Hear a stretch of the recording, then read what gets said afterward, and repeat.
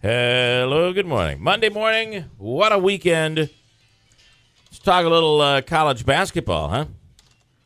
Did you really think we'd be looking at Syracuse in the Sweet 16? No, and I'm so glad you said that. And did you really think they were going to be playing, who they play again? They played Middle Tennessee, which is, I think it's only the 8th time in NCAA tournament history that a 15 seed beat a 2 seed. 16-1 has never happened.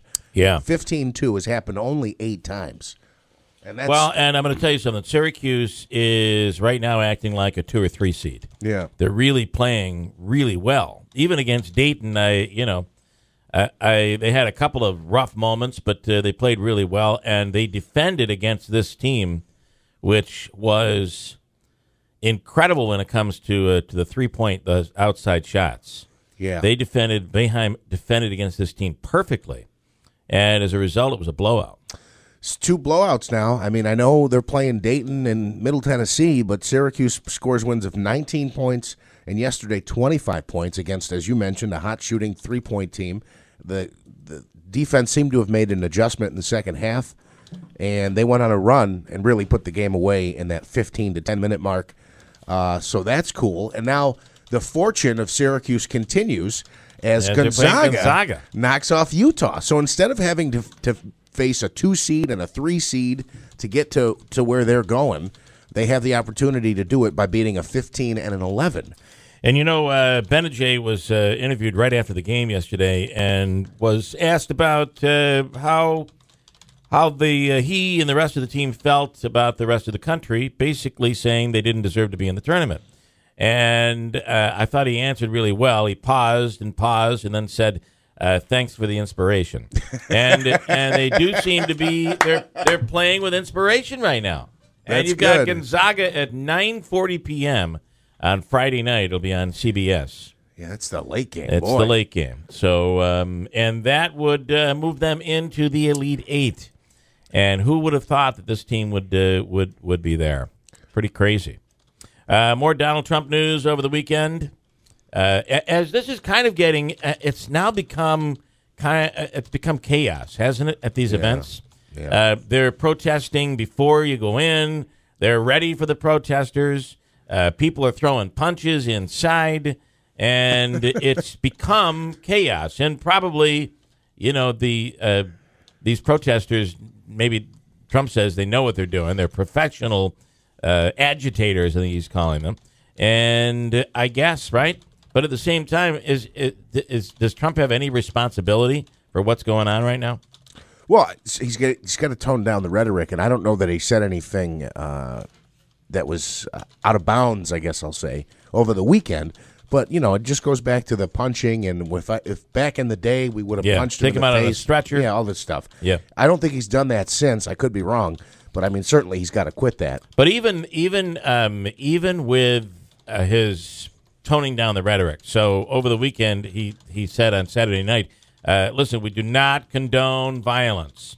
So this is like the kid who's forced to say he's sorry, but he really isn't. So he says some smart aleck remark with, it's like, I'm sorry, so there. Or something like that. That's kind of what Trump is doing right now. But this is the way he works this to his advantage. He will now take a stand and say, all right, we don't condone this. You need to stop. And it'll look like he's controlled everything. No, Christine. What I'm saying is, listen, he said we don't condone violence. And in the next breath had his little so there. And that's the problem with it. So he still is not giving a simple, we don't condone violence. It's always backed with, but, you got a guy holding up a sign that has vulgarity like you wouldn't believe, and, it's almost justifying. And then even when someone does something, he says, but I can't blame him, and I give him credit for having the spirit to stand up for what he believes in and throw that punch.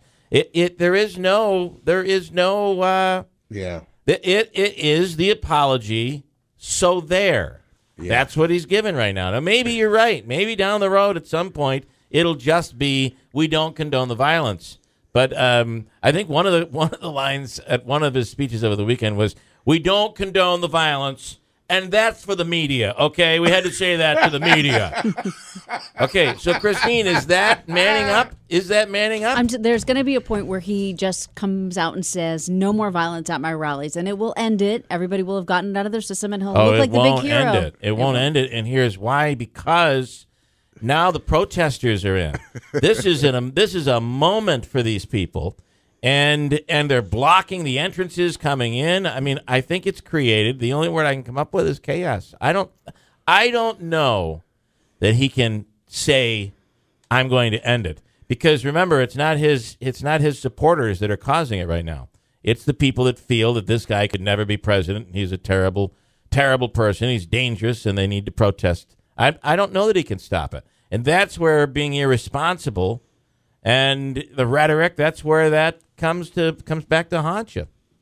Because how do you stop it? Once you get the ball rolling, once the train is going on the tracks, how do you put the brakes on and just stop it? And I think he's trying, because it looks like chaos now. As opposed to leadership, it looks like, is this what the Trump presidency would be like? I mean, aren't people thinking that right now? Is this what it would be like? Would there be protests? Would there be rioting in the streets? And oh, by the way, who used the word rioting?